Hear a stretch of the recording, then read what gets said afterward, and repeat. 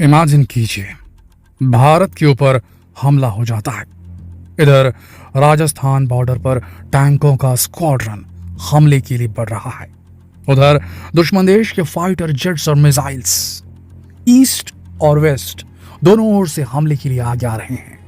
वहीं समुद्री सीमा से दुश्मन भारत में घुसकर हमले के लिए तैयार बैठा है। तभी अचानक आसमान से एक रोशनी सी चमकती है और दुश्मन के सभी टैंक, लड़ाकू विमान, नौसैनिक जहाज और मिसाइलें बस एक तेज रोशनी की चपेट में आकर धमाके के साथ खुद ब खुद तबाह हो जाते हैं। आग के गोले में बदलकर भाप बनकर उड़ जाते हैं, खाक हो जाते हैं। क्या ऐसा हो सकता है? जी हाँ, बिल्कुल हो सकता है। भारत ये कमाल कर सकता है क्योंकि भारत के पास है उसका सीक्रेट हथियार दुर्गा 2। भारत ने बनाई धरती पिघला देने वाली ताकतवर लेजर, नाम रखा दुर्गा 2। चौंकी नहीं, अब क्या है ये दुर्गा 2? बस ये जानने के लिए देखते रहिए बेहद इंटरेस्टिंग वीडियो। आपने शायद भारत के लेजर वेपन काली के बारे में सुना होगा, लेकिन अब भारत के पास काली से भी ज्यादा खतरनाक हथियार है, जिसके बारे में जानकर चीन तो छोड़िए, अमेरिका भी रह गया है दंग। अटक गई है अमेरिका की भी सांसें, क्योंकि वॉर एक्सपर्ट्स की माने तो ये तबाही का दूसरा नाम है। जी हाँ, जिस तरह बदलती तकनीक के इस दौर में युद्ध के तरीके और इस्तेमाल होने वाले हथियार भी बदल रहे हैं। अब पुरानी पीढ़ी के पारंपरिक हथियारों की जगह दूर से हमला करने वाले वेपन डेवलप किए जा रहे हैं।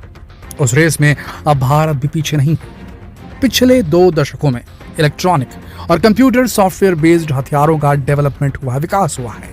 जिस तरह से हॉलीवुड की साई-फाई फिल्मों में हथियारों का इस्तेमाल किया जाता है, बस उसी तरह के हथियार भारत में भी बनने लगे हैं, क्योंकि यही फ्यूचर है। जी हाँ, भारत की defence research and development organisation यानी कि DRDO ने एक से बढ़कर एक लेजर वेपन्स बना डाले हैं।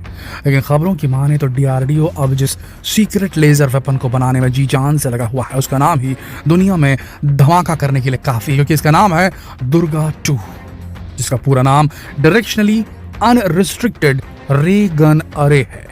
कहा जा रहा है कि इस लेजर वेपन का यूज थल सेना, नौसेना, वायुसेना तीनों कर सकेंगी। अगर हमारी आर्मी को यह वेपन मिल जाता है तो आर्मी को 100 kilowatt lightweight directed energy system मिल जाएगा। इसे लेकर DRDO की ओर से बहुत ज्यादा जानकारी नहीं दी गई है दोस्तों। कहा जा रहा है कि इसका इस्तेमाल डिफेंसिव और ऑफेंसिव यानी कि बचाव, सुरक्षा और आक्रमण यानी कि ऑफेंसिव दोनों तरीके से किया जा सकता है। मतलब इसका यूज तब भी कर सकते हैं जब हम पर हमला हो, और तब भी कर सकते हैं जब हमें दुश्मन को नेस्त नाबूद कर देना हो। अब आखिर ये दुर्गा 2 है क्या? इसे आप तब ज्यादा बेहतर समझ पाएंगे जब आपको ये मालूम हो कि आखिर ये लेजर वेपन क्या होते हैं। दरअसल ये डायरेक्ट एनर्जी वेपन होते हैं। ये हथियार काफी कॉम्प्लेक्स इलेक्ट्रोमैग्नेटिक ऊर्जा वाली बीम बनाते हैं। ये दुश्मन के वेपन्स को जला सकते हैं, मिसाइल्स को उड़ा सकते हैं, जहाजों को निष्क्रिय कर सकते हैं, युद्ध क्षेत्र में तैनात सभी इक्विपमेंट की सर्किट्स को चुटकियों में शॉर्ट करके भून सकते हैं। आपको बता दें कि DEW इंसानों को भी नुकसान पहुंचा सकती है। डायरेक्टेड एनर्जी वेपन्स की बात करें, DEWs, क्योंकि ये शरीर के किसी हिस्से में असहनीय गर्मी पैदा कर सकते हैं और इनसे व्यक्ति अंधा भी किया जा सकता है। माना जा रहा है कि आगे चलकर ये लेजर वेपन काफी मददगार साबित हो सकते हैं। ये केवल लड़ाई में काम नहीं आएंगे, बल्कि आम दिनों में दुश्मन देश की जासूसी रोकने के लिए भी ये काम आ सकते हैं। जैसे ड्रोन्स के जरिए हो रही जासूसी का पता लगने पर ये तुरंत उसे खत्म कर सकते हैं। डायरेक्टेड एनर्जी वेपन्स एक ही जगह पर तैनात करके आप कई किलोमीटर दूर तक हमला या बचाव कर सकते हैं। इससे निकलने वाली किरणें, चाहे वो लेजर हो या इलेक्ट्रोमैग्नेटिक किरणें या फिर सब एटॉमिक पार्टिकल्स या फिर माइक्रोवेव किरणें, ये दुश्मन को पल भर में चित्त कर देती हैं।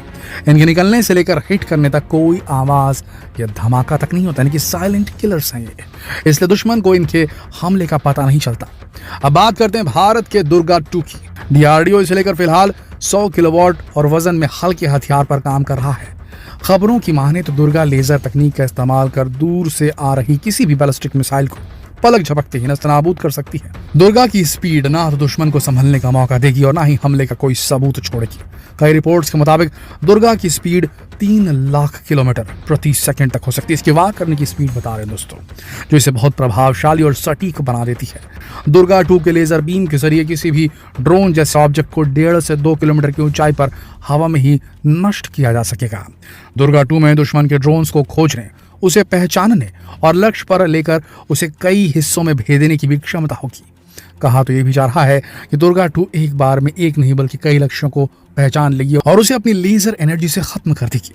इसके लेजर बीम में इतनी ताकत है कि अगर ये जमीन पर गिरे तो वहां कई फीट गड्ढे हो जाएंगे, यानी कि इसमें धरती को भी पिघला देने की ताकत होगी, ऐसा बताया जा रहा है।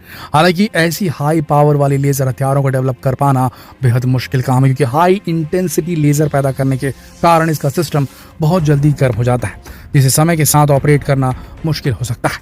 जी हाँ, अब क्योंकि किसी भी लेजर वेपन को इस्तेमाल में लाने के लिए किसी जेट या फिर किसी शिप के जरिए ले जाने की जरूरत होती है और फिर उसे लॉन्च करने के लिए काफी हाई पावर की भी जरूरत पड़ेगी, जिसका ऊंचाई या फिर पानी के बीचों बीच मिलना बेहद मुश्किल होता है। लेकिन बता दें कि कहा तो यही जा रहा है कि DRDO शॉर्ट और मीडियम और लॉन्ग रेंज के इन हथियारों को तैयार करने में जुटा हुआ है। वैसे आपको यहाँ ये भी बताना जरूरी है कि भारत के जिन एनर्जी वेपन्स की बात की जा रही है, इसे बनाने की शुरुआत अभी नहीं हुई है, बल्कि इसे लेकर बात पिछले 2 दशकों से की जा रही है। पहली बार साल 2000 में इसे लेकर बात सामने आई थी, फिर साल 2008 में भी इसे लेकर खबरें आई जिसमें दुर्गा के बारे में भी बताया गया। यहाँ आपको एक बात बता दें, साल 2017 में भारत के रक्षा मंत्री रहे अरुण जेटली के सामने DRDO ने 1 किलोवाट का लेजर वेपन टेस्ट किया था और 250 मीटर दूर मौजूद टारगेट को उस टेस्टिंग में हिट किया गया था। दोस्तों, बताया जा रहा है कि भारतीय सेना को एक मिसाइल नष्ट करने के लिए कम से कम 500 किलोवाट का लेजर हथियार चाहिए। DRDO ने भविष्य की जरूरतों को देखते हुए अगले 10 साल की योजना तैयार की है। पहले चरण में 6 से 8 किलोमीटर तक की रेंज के और फिर दूसरे चरण में 20 किलोमीटर तक का हमला करने वाले हथियार बनाए जाने की तैयारी है। भारतीय सेनाओं को पहले चरण में 20 high power electromagnetic weapon system की जरूरत होगी जो 6 से 8 किलोमीटर रेंज के होंगे। दूसरे चरण में 20 किलोमीटर रेंज वाले high power electromagnetic weapon system बनेंगे। इन हथियारों से दुश्मन का बचना इसलिए मुश्किल होता है क्योंकि इनका निशाना बेहद सटीक होता है।